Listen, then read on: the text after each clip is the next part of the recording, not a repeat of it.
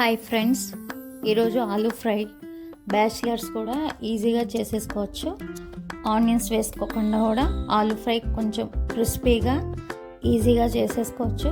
First ఆలూని peel చేసేసుకొని chop చేసుకోవాలి సన్నగా.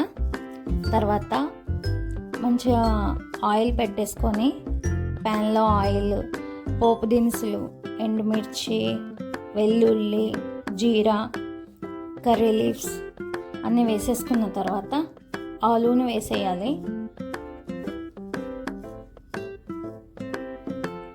ఇప్పుడు పసుపు, సాల్ట్ వేయకూడదండి. సాల్ట్ వేస్తే మెత్తబడిపోతాయి, క్రిస్పీనెస్ రాదు.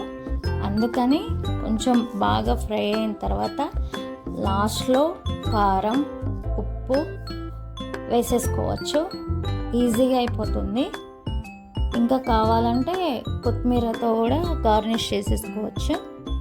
చారులోకి, టమాటా చారు, ఏ చారులోకైనా, పప్పు చారులోకి ఆలూ ఫ్రై చాలా బాగుంటుందండి.